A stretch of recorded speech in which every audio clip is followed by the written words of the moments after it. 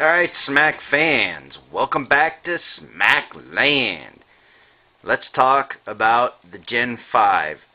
This is the next design iteration from the BB Smack Gen 4. This is now the titled the BB Smack Gen 5 because it follows the Bob Boyce line of design protocol, as I've discussed in my previous videos. So what makes this cell different and why it designates a new Roman numeral? Actually, it's not one single aspect of the design, but there's several aspects that make it basically the next design iteration. The first most obvious thing is the cell orientation. Now, this is not my invention. You guys, if those who are familiar with hydroxy cell generator designs, have seen this diamond configuration before in the past. You've seen it through EBN and some other researchers. I'm not sure who came up with the idea originally. I've seen it in some of Bob Boyce's old design drawings back when I started researching in 2006. He had a couple of drawings posted on one of the Yahoo groups of plates that were cut for the holes for diamond plate configuration, which the purpose of it is, is to maximize the available plate surface area for electrolysis. When the plates are orientated in a square fashion, the whole top layer is basically where the gas bubbles are coalescing or forming and finding the exit of the cell design. There's a strip of non-productive area because there's no water there.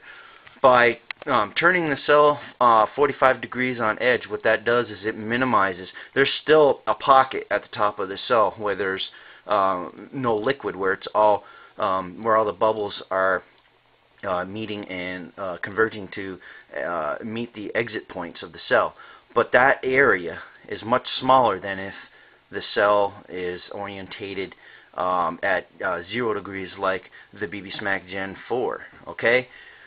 So that is all in an attempt to address the current density issue, because as your plate area decreases, your current density increases. Lower current density equals higher efficiency. So I twisted this guy 45 degrees to maximize my plate surface area. Now the plates themselves, I addressed the current density issue. Let's talk about the plates next. These are 8 by 8 plates, and you'll see that there are tabs for power connection, and then there are holes for the recirculating aspect of design, which I'm going to talk about next. But first, let's go over the plates. 8 by 8 it allows me to pass 25 amps of current through this sectional area, and not have to double up the cell construction. What I have here, basically, they are this is not a 7-cell configuration. This is a 6-cell configuration. I'll address that in a moment. But there's 1, 2, 3, 4, 5, 6 cells there. See them? There's one there, 3, 4, 5, and 6. So this is a 6-cell configuration, spaced by 3/8. You can see there's 2 3/8 spacers here. So if I make this a dual unit like the old BB Smack Gen 4 design, this thing goes from like being just under 3 inches wide to being like 6 inches wide.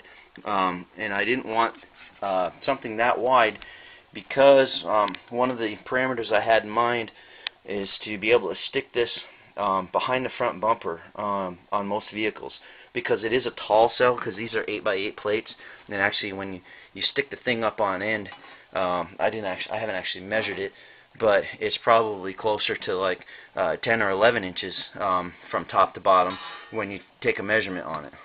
So like I said, I haven't measured the diagonal, but you can apply a little geometry real quick and figure out what the diagonal is on that. So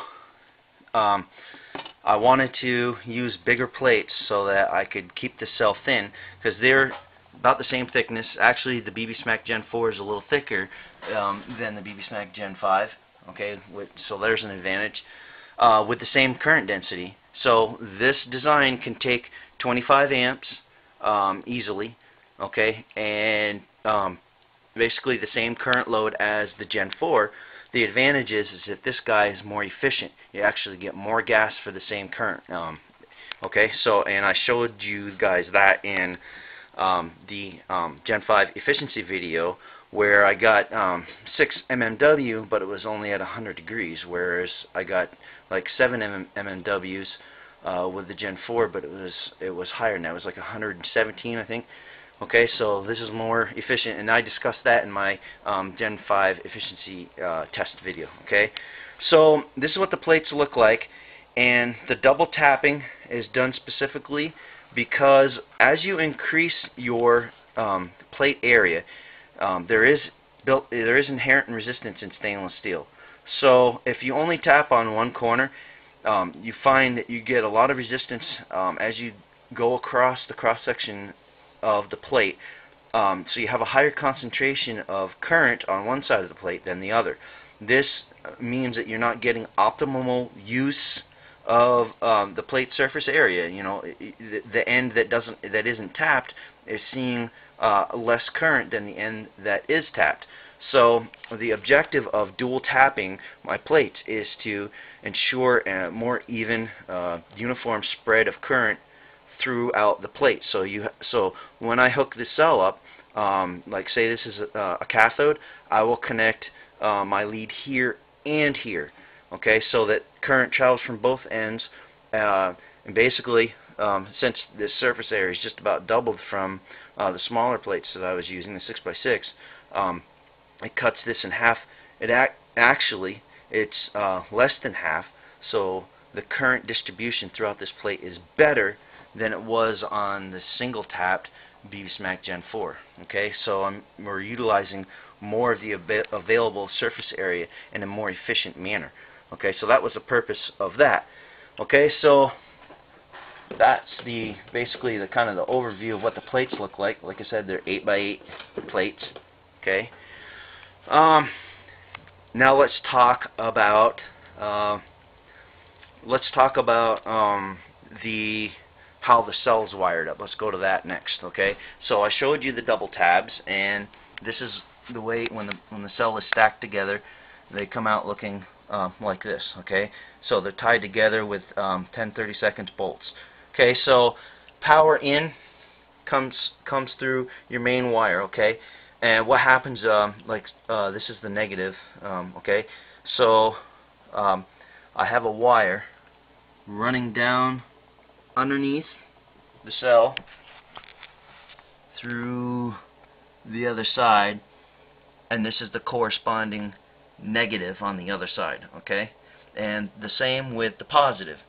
There's a wire running down underneath, as you can see, coming up towards the other side, okay, for the positive. Okay, so that is how I achieve the double tapping. It's basically I've got jumper wires going underneath the cell, so I tap both sides of the cell. Okay, so that is the method at which I send power through the cell stack. Okay, you can see how I tie these together in pairs. This is a series cell, not a parallel cell. That's important. It's a series cell, just like the BB-Smack Gen 4.